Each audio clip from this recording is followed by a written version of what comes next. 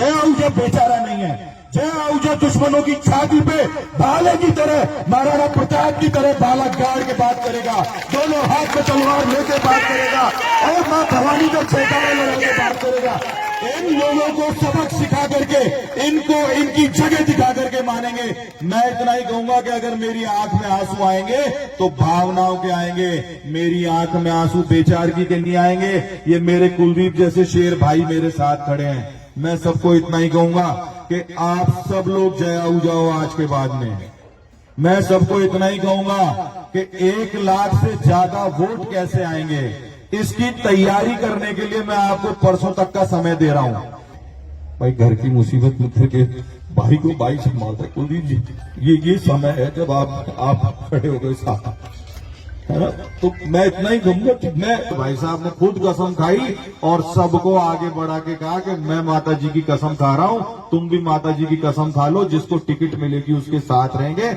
मेरा प्रश्न ये है कि वचन भंग करने वाले, मंदिर और गुरुद्वारों में झूठी कसम खाने वाले, अपनी बात पे नहीं रहने वाले, पार्टी जिसकी कल तक माती आज पार्टी को डाकण बताने वाले लोग अगर सही हैं, तो क्या यही तरीका होना चाहिए? आपको ये तय करना है कि आपका नेतृत्व चरित्रवान, सच्चे और अच्छे लोग करेंगे, या आपका नेतृत्व झूठे, मटकार, लंपट, कपटी, धोखा देने वाले और पीठ में चुरा मारने वाले करेंगे? अगर आज इन झूठे लोगों का आपने साथ दिया तो कल आपके घर में आपका बच्चा आपसे झूठ बोलेगा, आप उस बच्चे को कैसे रोकोगे ये बता दो। कल आपका बच्चा आपको धोखा देगा, आप उसको रोकोगे तो वो भी तो कहेगा कि पापा जिसने रोज झूठ बोला, रोज झूठी कसम खाई, जब तुम्हारा नेता ही वो है तो मुझे झूठ बोलने से कैसे रोक रहे हो? ये बात का निर्णय आज आप सबको लेना है।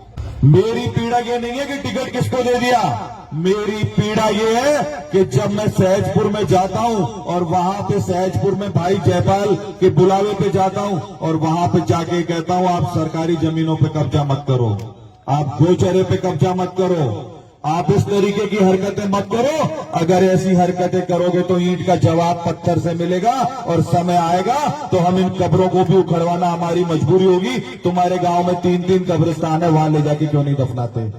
लेकिन नहीं, 2 घंटे बाद ये अगला पहुंच के कहता है कि बाहर से आगे लोग भाईचारा खराब करते हैं। अरे क्या हम अमेरिका से आए हैं भाई? मेरे पुर के खैरथल में रहते थे। 1993 में आहूजा साहब ने रामगढ़ से पहला चुनाव लड़ा। जब तुमको मुंह धोने के लक्षण नहीं थे तब आहूजा साहब पहला चुनाव लड़ चुके थे और उनको पहला चुनाव लड़ा चुके थे।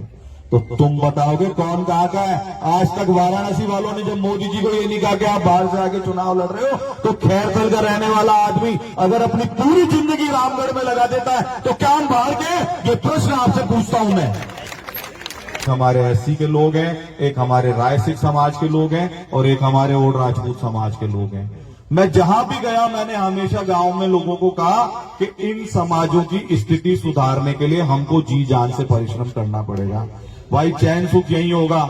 उसके घर का रास्ता बंद कर दिया था कोयडा करमाली में, हालात वो बना दिए कि नसरू प्रधान को जाके गेट उतरवाने पड़े, रास्ता खुलवाना पड़ा और सारी दुनिया को व्हाट्सएप पे फोटो भेजे कि भैया कल बुलडोजर मत भेजना, हमने गेट उखड़वा दिया है। अपने इलाके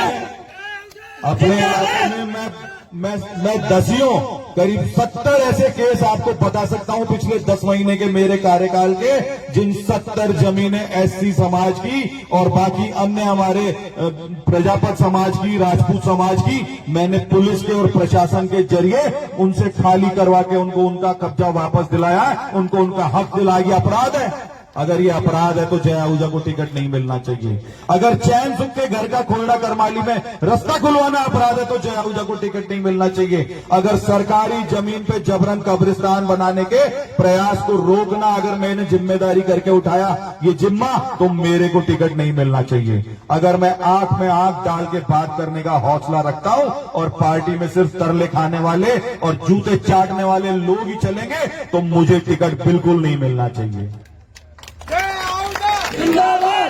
अब एक भाई हमारे कह रहे थे कि मेरे दोनों बच्चे गुम हो गए थे। मैं उनको यही कहना चाहूंगा, मेरी भी तो बेटी है, मेरा भी तो बेटा है, चाहे हिंदू हो चाहे मुसलमान हो। मैं फिर कह रहा हूं, मैं कोई मेवों के व्यक्तिगत खिलाफ नहीं हूं। आज हमारे बिल्ला भैया बैठे हैं यहाँ पे, कैमासा में हमारे बूथ अध्यक्ष होते हैं, पूरा गांव इनके पीछे पड़ा रहता है। दूसरा, किसी के झगड़े में मर्डर हो गया, इनका नाम नामजद कर दिया। जो आदमी भारतीय जनता पार्टी और जय आहूजा और ज्ञानदेव आहूजा का झंडा लेके वहां बैठता था, इस आदमी की भी मैं सिफारिश करूंगा और इस आदमी की भी सुरक्षा करूंगा, क्योंकि निष्ठाओं की परीक्षा रोज नहीं ली जाती है। इनको खूब पता है हम हिंदुत्व के लिए डट के खड़े हैं, लेकिन कोई भी गरीब आदमी मेरे घर आ जाएगा तो वो यहां से खाली हाथ नहीं जाएगा। ये मैं आपको सबके बीच में वचन देता हूं। आप लोगों ने सबने खूब आजमाया, किसी भी गरीब आदमी को मैंने पीठ नहीं दिखाई। किसी भी गरीब के साथ अन्याय हुआ, चाहे उसका कोई भी जाति धर्म हो, उस गरीब की मैंने मदद करने की कोशिश की है। लेकिन मैं मेरे समाज के लोगों को भी खुली खुली बात कह देता हूं, भैया दलितों को मत दबाओ, दबाओगे तो जूत बजेंगे। आप अपने बच्चे पालो, आपके बच्चों की भी नौकरी लगे, इसकी भी हम जिम्मेदारी उठाएंगे।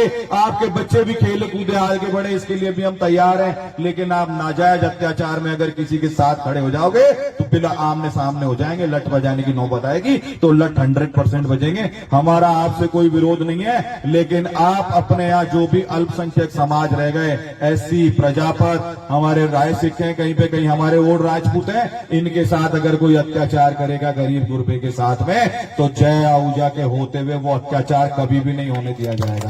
पार्टियां आती जाती रहेंगी, टिकट आते जाते रहेंगे, पर आपकी गर्दन हम ऐसे आदमी के हाथ में नहीं जाने देंगे जो जुबेर खान के पैसे से चुनाव लड़ा, जो वैचारिक रूप से पूरी तरह कॉम्प्रोमाइज है, जिसकी विचारधारा सीधे सीधे उनकी गोद में बैठ के चलती है। ऐसे आदमी को आप निरी गरीब गुरबों की, हमारे एससी के लोगों की, हमारे प्रजापतों की, हमारे और राजपूतों की, हमारे गरीब राय सिखों की गर्दन ऐसे कपटियों के हाथ में चली जाए तो भैया एक बात बताओ, जब कांग्रेस का राज होगा, जब भी तुम्हारे पे अत्याचार होंगे और बीजेपी में ऐसे आदमी को कमान दे दी जाएगी, जब भी तुम्हारे पे अत्याचार होंगे, एक बात बताओ, ये लड़ाई लड़ेगा तो कौन लड़ेगा? ये सबसे बड़ी ताकत है। और मेरे पिछले 7 जन्मों के कर्म होंगे कि मेरे को ऐसी देवी स्वरूपा पत्नी मिली है। अच्छे में बुरे में जीवन के हर मोड़ पर 25 साल हो जाएंगे इस साल हमको 9 दिसंबर को, ये मेरे साथ खड़ी रही है। तो मेरे साथ तो साक्षात देवी माँ की ताकत चल रही है। हमारी बहनें बैठी हैं यहाँ पे, हमारी माताएं बैठी हैं। ये रजनी दीदी तो सुबह सुबह ही आ गई थी रसगढ़ से कि भैया आप चिंता मत करो, जिसके साथ मातृ शक्ति हो, जिसके साथ युवा शक्ति हो, जिसके सिर पे बड़े बुजुर्गों का आशीर्वाद हो, आप ये मान के चलो कि मेरी पीठ में जितने खंजर मारे गए थे 2023 के चुनाव में, रक्त बहता रहा और मैं हंसता रहा, खून रिश्ता रहा और मैं आपके सामने इनकी आंख में आंख डाल के खड़ा रहा। आप ही बता दो, मेरी जगह कोई और आदमी होता तो एक दिन भी यहां रुकता क्या? मैंने किसी से शिकायत नहीं की, मैंने किसी को गलत नहीं बोला, मैंने किसी को ये नहीं कहा कि तुमने मुझे वोट नहीं दिए, क्योंकि एक सुनियोजित प्रोपेगेंडा हमारे खिलाफ फैलाया गया था कि ये तो 24 घंटे बाद यहां मिलेगा नहीं। लेकिन जो ये कह रहे थे वो 24 घंटे भी किसी को नहीं मिले, और मैं 24 घंटे तुमको मिला कि नहीं मिला बताओ? अगर मेरी आंख में आंसू आएंगे तो आप लोगों के लिए आएंगे।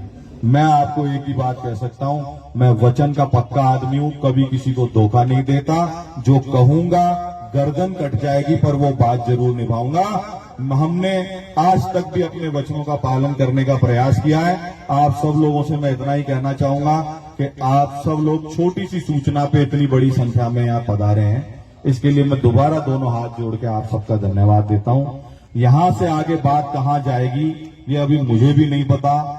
आप सब लोगों ने अपने अपने विचार रखे। हमारे माननीय मंडल अध्यक्ष यहाँ पे बैठे हैं, सभी मंडल अध्यक्षों ने ये तय किया है कि सामूहिक रूप से पार्टी के जिला अध्यक्ष जी को अभी जाके अपने इस्तीफा समस्त कार्यकारिणियों समेत सौंप देंगे और उनको अपना विरोध दर्ज कराएंगे। इन सभी मंडल अध्यक्षों के लिए एक बार जोरदार तालियां बजाएंगे। मंडल अध्यक्ष अपनी कार्यकारिणी के साथ 5 मंडल अध्यक्ष अभी इस्तीफा देने जा रहे हैं। हो सकता है कोई एक आध जना दबाव में आए, न भी जाए, पर उनकी मन आत्मा भावना आपके मन आत्मा और भावना से जुड़ी हुई है। इसलिए उनकी निष्ठा भी जो समाज के प्रति है, जो देश के प्रति है, जो धर्म के प्रति है, उस पर हमको शंका नहीं करनी चाहिए। परसों वापस से यहीं मिलेंगे, पूरे रोड पे टेंट लगा के मिलेंगे, चाय पानी की सारी व्यवस्था करके मिलेंगे।